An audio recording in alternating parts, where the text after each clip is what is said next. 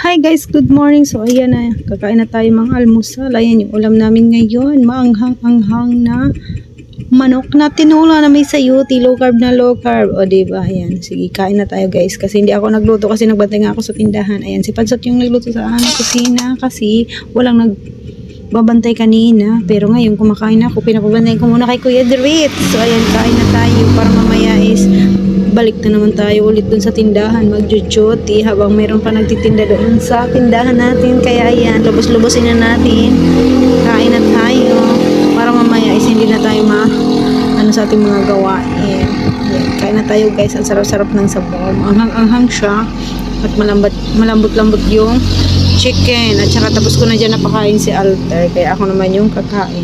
Meron pa siyang sobra na chicken na dyan sa gilid, kaya kakainin ko na rin kasi ayan. Kain na rin kayo at sabayan nyo kung kumain kasi ako mamaya maghuhugas pa ng plato at maglilinis pa dyan sa kusina, sa sala at iba-iba pang mga gawain dito sa bahay pagkatapos natin kumain para dire-diretso na at magbantay na tayo mamaya doon sa ating tindahan.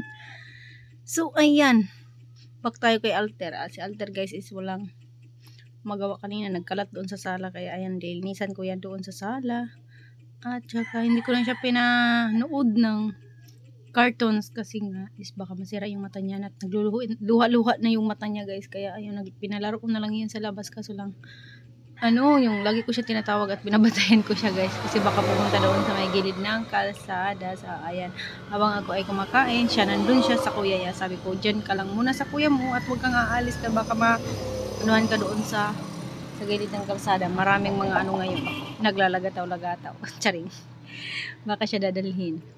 Kaya ayan, si Dritz muna ang bahala sa kanya kasi tapos ko na siya napakain. So ayan, dito tayo sa aking kinakain. Ayan, busog na ako dyan sa ganyan lang yung pagkain kasi low carb yan.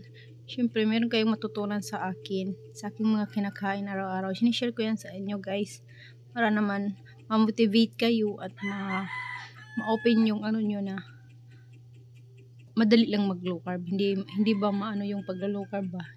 Hindi mahirap yung paglo-low carb. Kung ano lang yung ulam sa kusina natin, yun lang kainin natin. So dagdagan natin ng mga gulay-gulay, mga green leafy, vegetable yan. Tapos damihan natin yung sabaw. So no need na mag-rice, o diba? Ganyan lang kadali yung mag-low carb.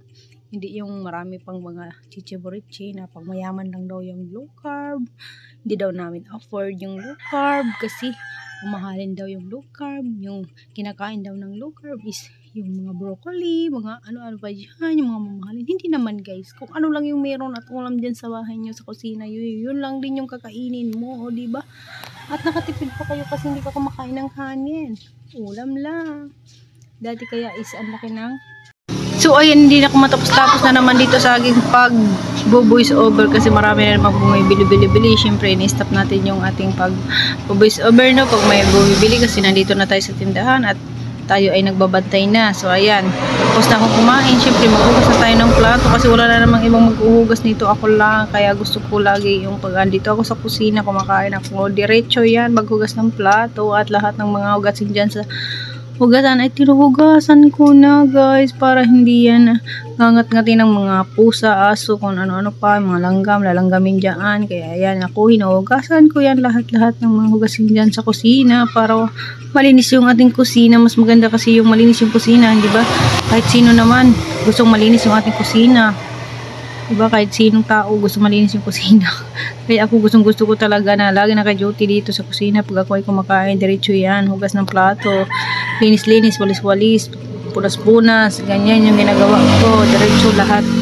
Kasi mamaya si Dritz papasok na naman at ako na naman yung may iwan mag-isa dito sa aming bahay. At saka si Alter kasi yung papa niya is natutulog kasi nalasing yun kahapon, napadaan sa inuman, charing.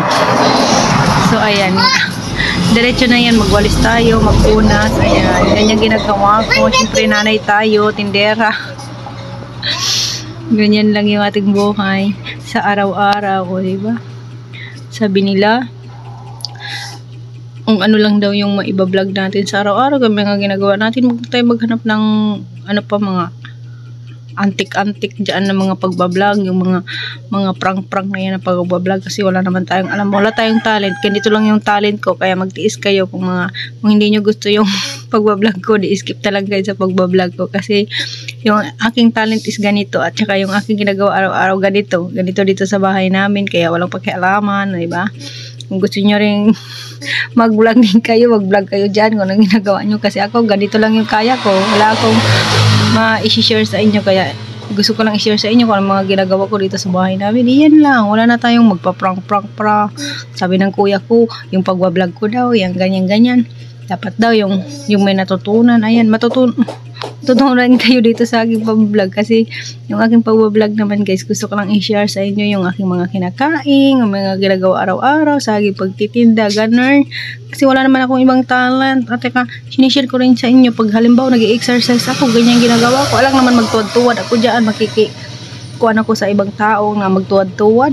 Marami na nga mga bastos dito sa marami na mga bastos dito sa Facebook, maraming mga sinishare sa atin ng mga video, ganyan-ganyan, kasi binabastos na tayo, di ba? Kaya, bakit pa ako maghanap ng mga prank-prank, mga ano pang video, kung ano lang yung mga ginagawa natin, simpleng buhay lang ba, ganyan lang, kasi ganito naman yung buhay namin, simple lang, ayoko na yung kung ano-ano pa yung mga mga kaikikan or anuhan pa dyan, ng mga binablog. Kayo kung gusto niyo yung mga pagbablog ng mga ganun, mga tutorial, mga ano pa dyan, wala naman tayong alam doon. Wala nga tayong kaalam-alam kung ano yung mga natin sa monetization, gaya-gaya lang din tayo, di ba? Ano lang yung ating mga nalalaman, yan lang yung talent natin at i-share.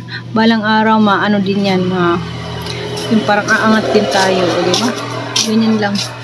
Huwag na tayong maghanap pa ng iba. Kasi simpleng buhay, simpleng lang tayo, simpleng tendera.